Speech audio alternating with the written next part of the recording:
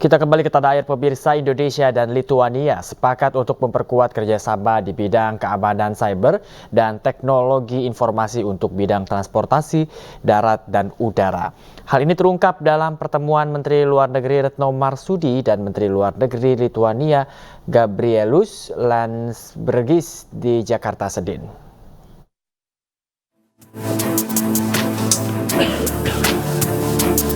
Meski secara geografis jarak Indonesia dan Lituania sangat jauh, namun hubungan bilateral cukup dekat.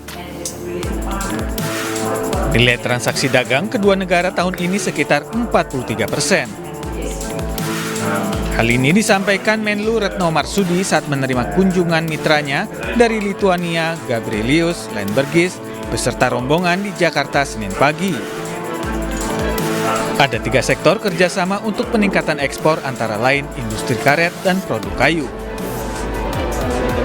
Indonesia juga menyambut baik permintaan ekspor minyak kelapa sawit ke Lituania yang kini dalam posisi teratas. To bolster our two-way trade and to ensure a more balanced trade, I sought Minister Landsbergis to support in facilitating more Indonesian products to enter Lithuanian market, including for rubber, paper, and wood-based furniture. And I welcome Indonesian palm oil becoming one of the top export commodities to Lithuania, with nearly 800 plantation in Indonesia already receiving ISPO certification. I believe that Indonesia can provide more sustainable palm oil to Lithuania and to greater European market. In this effort to forge closer B2B engagement, I welcome the planned MOU signing between Kadin, Indonesia Chamber of Commerce, and the Confederation of Lithuanian Industries this afternoon. Sementara Menlu Lituania Gabrielius Landsbergis mengatakan negaranya siap mendukung Indonesia mengembangkan teknologi informasi dan keamanan cyber, 2 bidang yang dikatakan sangat dikuasai Lituania.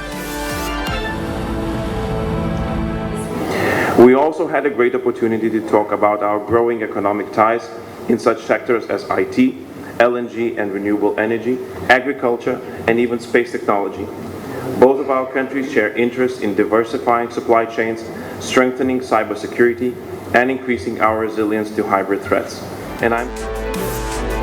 Lituania juga berminat bekerja sama di bidang olahraga basket yang dituangkan dalam MOU dengan Organisasi Persatuan Bola Basket Indonesia (Perbasi). Dari Jakarta, Wela Serlita Leman, iNews melaporkan. Ya pemirsa, pemerintah mempertegas ambisi untuk mencapai Indonesia Net Zero Emission pada tahun 2060. BUMN yang bergerak di bidang energi kelistrikan merencanakan program 100% kendaraan operasional listrik.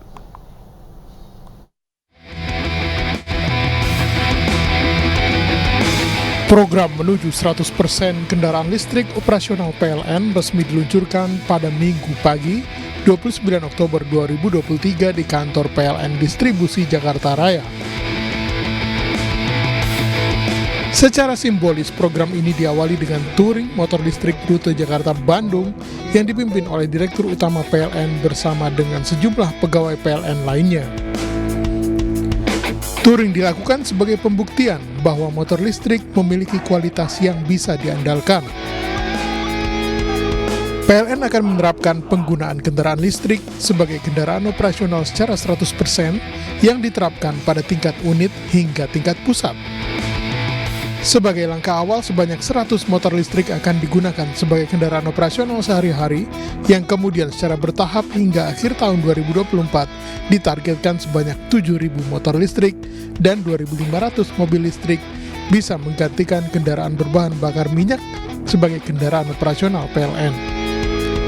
Langkah ini merupakan bentuk komitmen PLN untuk mendukung transisi energi yang bebas emisi. Ini menjadi suatu solusi bahwa kita bisa meningkatkan energi security kita, mengubah energi yang impor menjadi domestik, ditambah mengubah energi mahal menjadi energi yang murah, ditambah lagi dari energi yang kotor menjadi energi yang sangat bersih. Nah, untuk itu ini adalah suatu peristiwa yang sangat historis di mana PLN secara internal mampu menyediakan motor listrik dengan spek yang jauh lebih baik daripada motor BBM, tetapi dengan harga yang kompetitif.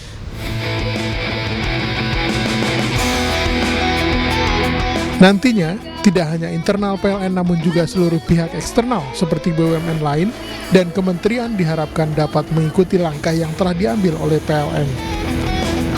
PLN juga akan mempercepat pembangunan stasiun pengisian kendaraan listrik umum atau SPKLU di berbagai tempat dan mengupayakan agar baterai motor listrik memiliki satu standar yang sama untuk mempermudah penggantian baterai motor listrik. Dari Jakarta, Amrina Rida, Rizky Ihwal, iNews melaporkan.